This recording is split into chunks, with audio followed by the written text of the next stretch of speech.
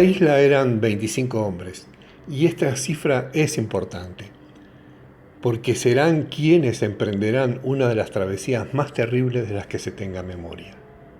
Ellos eran el capitán y los 2 hombres leales, más los 12 rebeldes que habían aceptado integrarse al grupo, y los 10 que volvieron en la falúa junto con Campbell y Byron. El grupo había logrado reparar los 2 botes con los que contaban. Tiempo después, 3 hombres robaron algo de la harina que guardaban en el precario depósito. Fueron detenidos y confinados a una choza. Uno de ellos escapó. En castigo, a los otros 2 los ataron en un árbol y los azotaron. De todos modos, hubo otro que escapó, por lo que al último prisionero lo confinaron a una pequeña isla carente de toda posibilidad de alimento. Quienes le llevaron a ese lugar se compadecieron haciéndole una rudimentaria choza y encendiendo una fogata. A los 3 días fueron a llevarle algo de alimento, pero lo hallaron muerto. Quedaban entonces 24 hombres. El 3 de diciembre, Campbell logró recoger del casco de la Wagger 3 barriles de carne que fueron divididos entre todos. Fueron 53 trozos de carne que les permitió durante algún tiempo comer muy bien en comparación a la hambruna previa. El 15 de diciembre, alrededor de las 9 de la mañana, estaban dadas las condiciones para abandonar la isla. Chip no estuvo de acuerdo, pero igual comandó la navegación. El capitán, Byron y Elliot, junto a 8 hombres, iban en la falúa. Hamilton, Campbell y 6 hombres más en el bote. Pusieron rumbo al norte, pero a poco de navegar una fuerte tormenta casi les hace zozobrar y para mantenerse a flote se deshicieron de todos los víveres y pertenencias. Alcanzaron una abertura entre riscos y pasaron allí la noche. Refiere Campbell que el clima era tan terriblemente frío y se congeló todo que por la mañana varios de nosotros estábamos casi muertos. Aún con viento en contra y marejada, lograron alcanzar unas islas pantanosas bajo una intensa lluvia. Con la vela de la falúa improvisaron una carpa que apenas les contenía a todos. Esa noche comieron solamente algas. Al día siguiente, bajo la tormenta, salieron a buscar algo de alimento. Campbell refiere que 2 de los marinos ya no podían levantarse por la extrema debilidad. 3 días después, estuvieron en Bahía Pantanosa, así la denominaron ellos, que no es la denominación actual. El 4º día retomaron la navegación con rumbo al norte, y por la noche descansaron en una cala que denominaron Cala del Árbol Rojo. Al nuevo día zarparon con viento a favor. Campbell calculó que estaban ahora a unas 40 leguas al norte de la isla donde habían naufragado. Descendieron en una isla de playa pedregosa que denominaron pomposamente Isla del Duque de Montrose, estimando estar cerca de la isla Nuestra Señora del Socorro. Al día siguiente, con buen tiempo, llegaron a un alto promontorio que intentaron rodear, divisándose al norte una gran bahía. A la noche descansaron en una cala del promontorio. Navegaron todo el día con viento en contra. Por la noche durmieron en una bahía arenosa bajo una fuerte tormenta de viento y lluvia. El día de Navidad de 1741, con buen clima, remaron hasta un promontorio situado a unas 8 o 9 leguas al oeste. Al mediodía, ingresaron en una bahía de arena fina con tan mala suerte que un bote sufrió daños. Hicieron noche en otra bahía algo más al norte, y el mal tiempo les obligó a regresar a la bahía primera y pernoctar en ella. Recién, al 3er día, consiguieron algo con que alimentarse, mejillones y carne de lobo marino.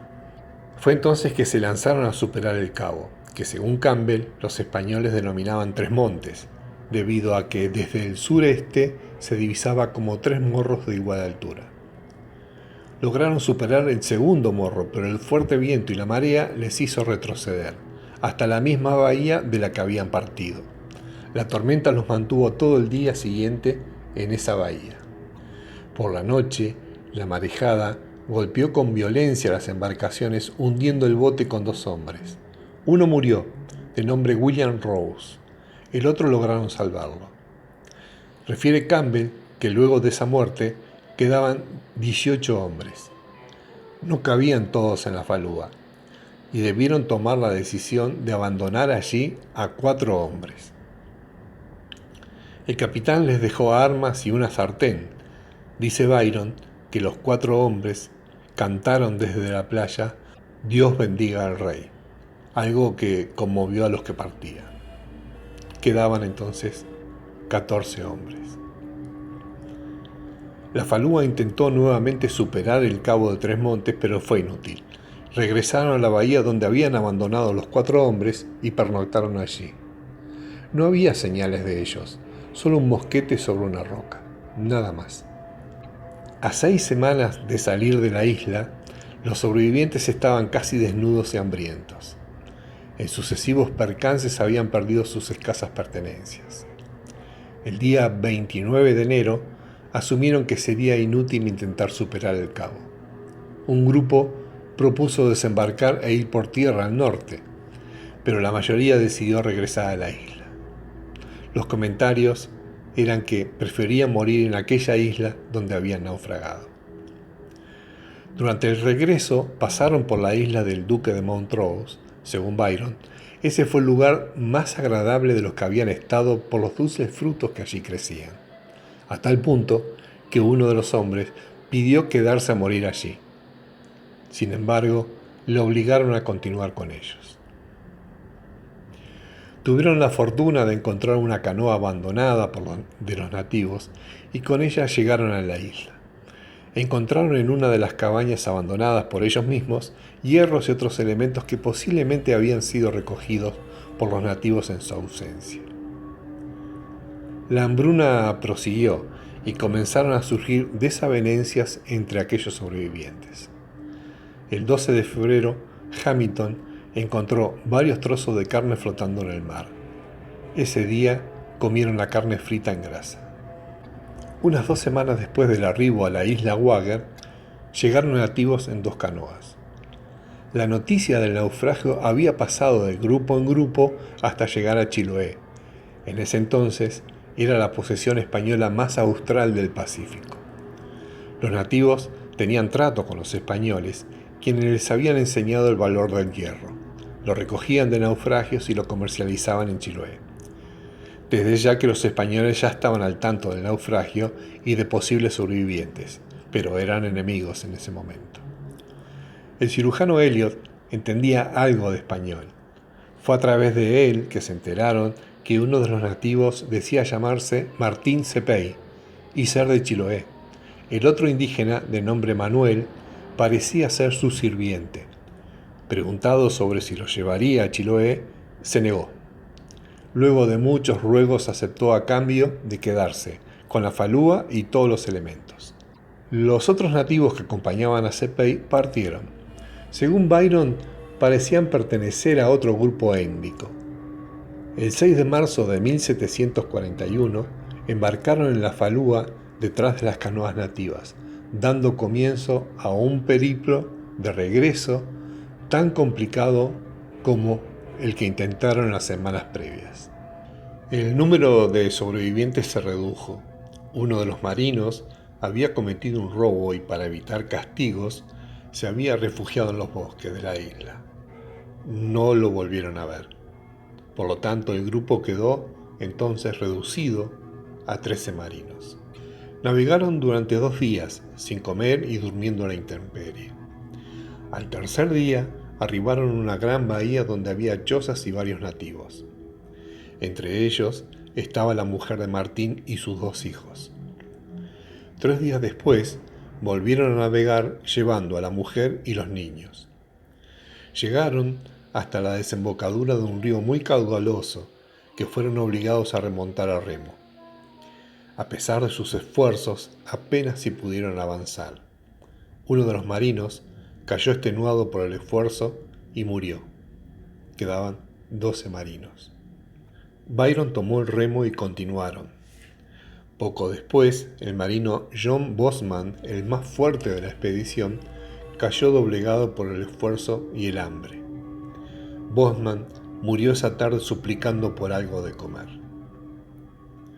Ese día, refiere Campbell, estando todos casi desmayados de hambre y por el esfuerzo, el capitán sacó un gran trozo de carne de foca hervida y comió, junto al cirujano Elliot, sin ofrecer a nadie más.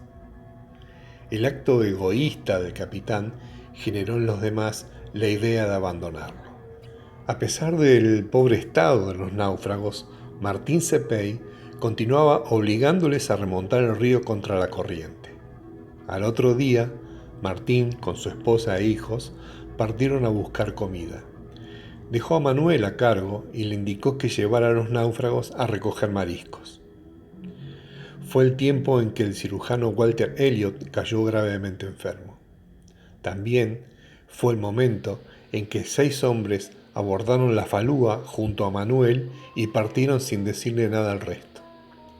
Los abandonaron en la playa y, dice Campbell, sin víveres, armas, ni municiones, ni fuego, ni ropa, excepto los pocos trapos miserables en nuestras espaldas. Quedaban 5 hombres. Al nuevo día regresó Cepey con su familia. Al no ver la falúa desconfió de los náufragos, pensando que habían matado a Manuel, y lo mismo harían con él y su familia. Días más tarde regresó Manuel a pie, afirmando que se había escapado de los 6 marinos. Al día siguiente acordaron llevar la canoa por tierra hasta otra bahía. Desde allí buscarían a un grupo de nativos que acampaban en las cercanías, según Cepey. Al perder Martín el premio de la falúa, tuvieron que contentarle con lo único que les quedaba, un mosquete y unas escasas pertenencias, prometiéndole mejor recompensa al llegar a la civilización. La pequeña canoa partió con Martín, Cepey, Byron y el capitán Chip. En las islas quedaron la mujer e hijos de Martín, Manuel, Hamilton, Campbell y Elliot. Quedaban 5 hombres de aquellos 25 que habían comenzado esta travesía. Navegaron todo el día y arribaron a una isla con chozas y nativos. El capitán Chip fue hospedado por Martín en una amplia choza. Byron tuvo que introducirse en una choza donde 2 mujeres, una joven y otra muy vieja, encendieron fuego y le dieron de comer. Durante los 2 días siguientes le llevaron a recoger mariscos, tratándole muy bien. Al regresar estaba el cacique, que además era el hombre de esas 2 mujeres que acogieron a Byron. El cacique sospechó que habían intimado con Byron y golpeó con gran violencia a la más joven. Cepey dijo que deberían regresar con los otros náufragos. Después los recogerían y retomarían el rumbo al norte. Al día siguiente se reunieron con Hamilton y Campbell, en tanto que Elliot estaba ya a punto de morir. Durante los días que estuvieron en la isla, la mujer de Cepey los maltrató, sufriendo más hambre y privaciones. Campbell afirmaba que los canoeros se consideraban sus amos y que ellos debían obedecer en todo. El cirujano Walter Elliot, consciente de su próximo final, le entregó a Campbell su único bien, un pequeño reloj de plata. Poco después, otros nativos llegaron con focas y otros alimentos que ayudaron a mitigar en parte el hambre de los náufragos. A mediados de marzo partieron rumbo al norte. Byron y Campbell eran los únicos británicos en condiciones de empuñar un remo. Hamilton apenas podía continuar, y el capitán Chip era exentuado de hacer todo tipo de trabajo. Walter Elliot estaba más muerto que vivo, dice Byron. Fueron distribuidos uno en cada canoa para evitar que estuvieran juntos. Avanzaron muy poco ese día debido a las tormentas. Al desembarcar, murió Elliot. Quedaban 4 sobrevivientes. Martín Cepey y su mujer fueron a buscar erizos y mariscos. Byron relata una anécdota del nativo que se decía cristianizado, en forma irónica, sobre Cepey. Dice que al regresar ambos padres con el resultado de la pesca, salió a su encuentro uno de los niños de alrededor de 3 años de edad. Todo indicaba que era muy querido por los padres y él retribuía ese afecto. El niño se metió en el mar para recibir a su padre y éste le dio una canasta con mariscos para que llevara a la orilla. Al ser muy pesada, se le resbaló.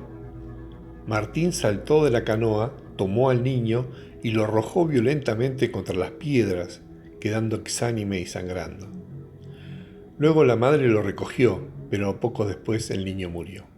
A los 2 días partieron nuevamente, esta vez hacia el oeste, navegando un río de escasa profundidad durante 4 o 5 leguas. Luego por un brazo del río que recorre hacia el este para después tomar rumbo al norte. Al atardecer, bajo una copiosa lluvia, se detuvieron. Pasaron la noche casi sin comer y empapados.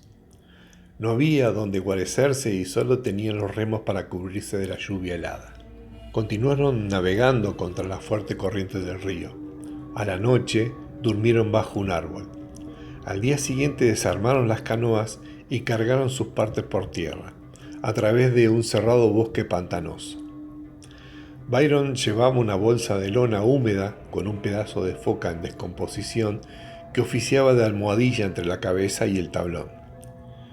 La carne era propiedad del capitán Chip, quien había sido exceptuado de llevar carga alguna. Durante el extenuante trayecto, Byron sufrió varios accidentes y quedó relegado. A punto de desfallecer, dejó su carga y marcó el lugar. Siguiendo las huellas de la caravana, logró alcanzarlos. Al llegar se tendió bajo el árbol con los demás. Entonces el capitán le preguntó sobre su carga de carne de foca. Byron contó sobre su accidente, recibiendo una reprobación general por su actitud. Harto, volvió hasta el lugar donde había dejado la carga, retornó justo a tiempo cuando estaban embarcados y por salir.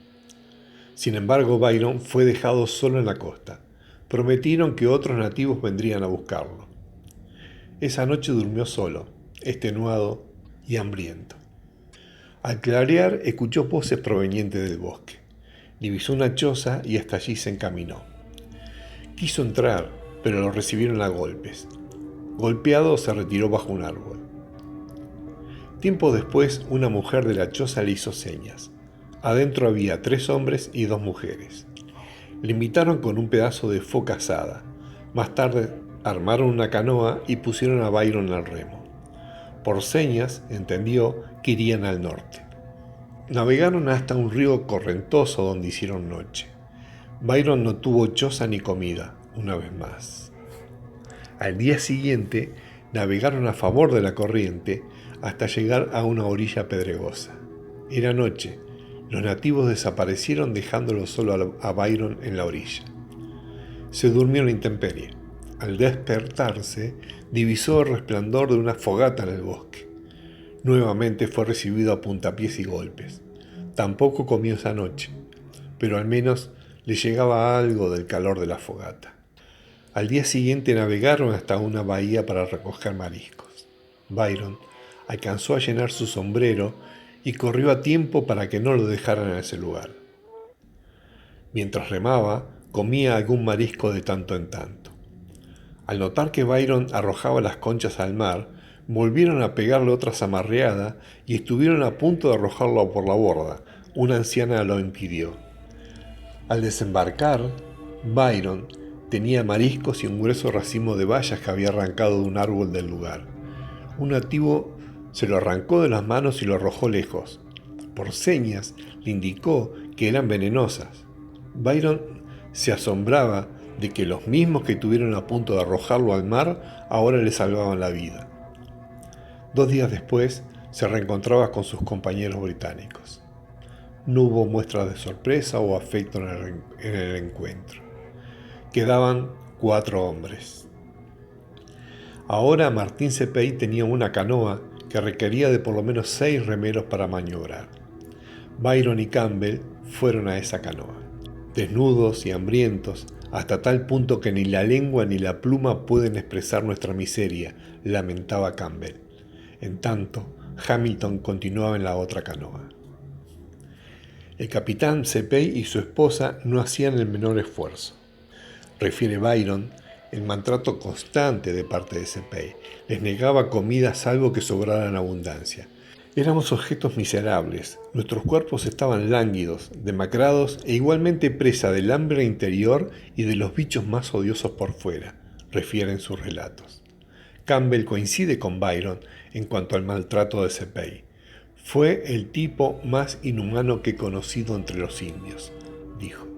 Si bien Campbell, Byron y Hamilton presentaban una imagen patética, el capitán Chip estaba en peor estado aún sin haber hecho esfuerzo alguno durante la travesía.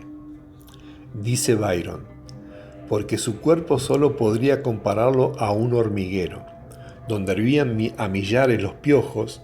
Ya no se cuidaba de librarse de aquel tormento, porque había perdido toda conciencia, no recordando ni los nombres de los que le rodeábamos, ni el suyo propio siquiera.